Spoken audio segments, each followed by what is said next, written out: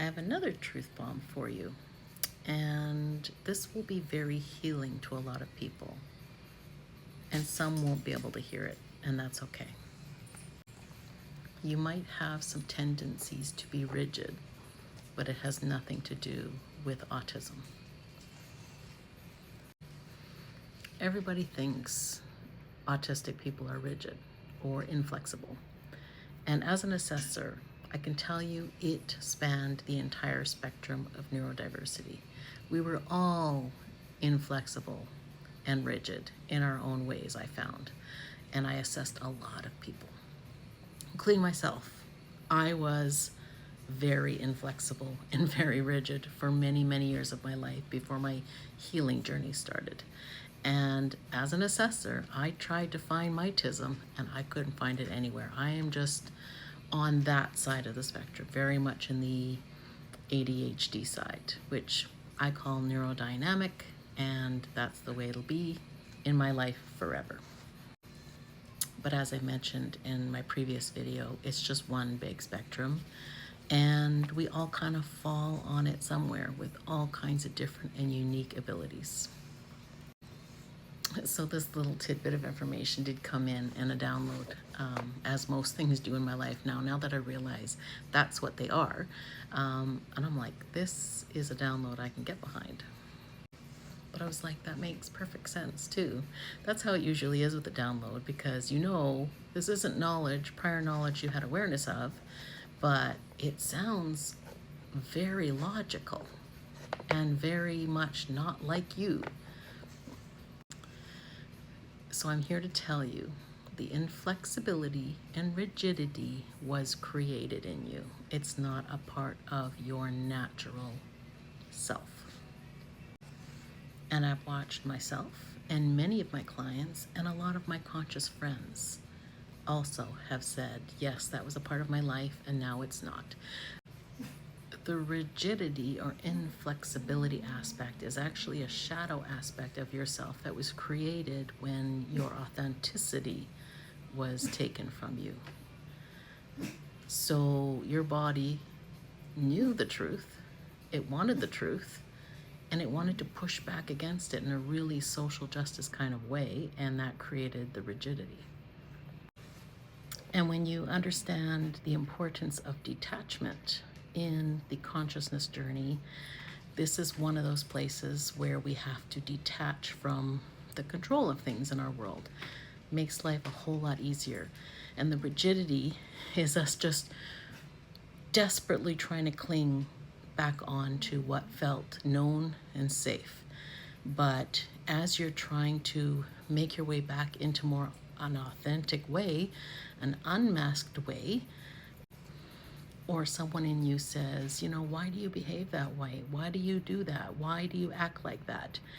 Your naturally ingrained social justice and truth side knows it to be true, knows it to be safe, knows it to be you, and gets rigid and a wall up and kind of like a protection order against the people around you.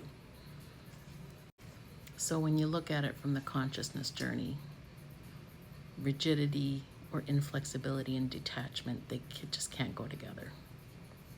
And it's something you do need to process and find out where that inflexibility came from, make sense of it in the timeline that it was created, bring that awareness forward so that you can make different decisions in real time now.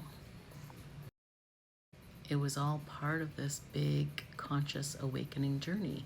Your authenticity was pulled away from you very early, just like mine was, just like all of the neurodivergent, neurodynamic brains were kind of asked to mold themselves into something that didn't fit right. So, and you spent a lifetime removing all these shadows. This is just one of them. The neurodynamic brains are quantum technology, and they are here to speak the truth authentically in an inspired way, in an emotionally intelligent and supportive and compassionate and caring way. This is what all those big, beautiful gifts were for. But very early on in life, You were told that you were too loud, too much, too hyper, too opinionated, too whatever. And this created a shadow in us that was actually labeled in the end, and the medical community called it pathological demand avoidance. What a horrible label. Like, the energy in that label itself is just, who wants to be told they're pathologically demand avoidant? Like, yeah, that's gonna put a whole lot of good feels in my body. Not. That label is an energetic buzzkill if I ever heard one. That label is just your personal response to someone trying to take your authenticity from you, which is valid. We're starting to realize as a world and as a society that authenticity is the highest vibration you can get. So the whole purpose of this mini TED Talk for you is that now that you have created awareness to this, you get to be your own healer when it comes to this shadow aspect of you. It's like finding puzzle pieces. When you find this piece of yourself, you get to go back in time and put that puzzle piece back in to make the right decisions for yourself in real time now and rewrite the programming that was once placed on you. And once you see it, it's really hard to unsee it. So it's really hard to make those choices going forward. So every time you feel that little hint of inflexibility or rigidity come in, you remember this video and you're like, oh yeah, I need to be consciously aware and make a different change. And you don't want to beat yourself up for making, the wrong choices. This took years and years and years to develop. So it's not going to take years and years to undo, but it will take some practice. And this is the restructuring, the reprogramming. It's like neurolinguistic programming and cognitive behavioral therapy all wrapped into one. And because our brains are neuroplastic, they can change, they can shift, they can regrow, they can relearn, they can have new narratives, replace old ones. And that's why affirmations are so important, because people avoid them like the plague because they sound so awkward. Well, of course they sound awkward because your brain doesn't yet know them to be true yet.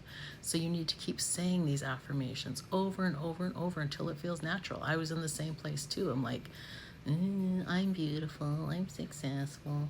Now I'm like, I truly believe it. And a lot of these do actually just unravel themselves over time, because once you bring in conscious awareness, which of course needs dopamine, if you saw my previous post, it just naturally, you're always aware of it. So you do naturally make the better decisions over time, even when you're not trying to. So now we know where it comes from. It was just meant to keep you safe, this inflexibility. But now we just have to say, I see you. I know why you were here. I thank you for trying to protect me, but I need to go my own way now and do things my way. Follow along as we go through many more of the programs and patterns that we learned in having this beautiful neurodynamic brain. And as you become aware of them, you ascend and transcend as a result of processing them. You can only go up. It's like, I use this analogy in my work with clients. It's like you're all these helium balloons with all these weights. And as you snip off the shadows, your balloon just starts rising and rising and rising. And that's how it goes. Love you guys.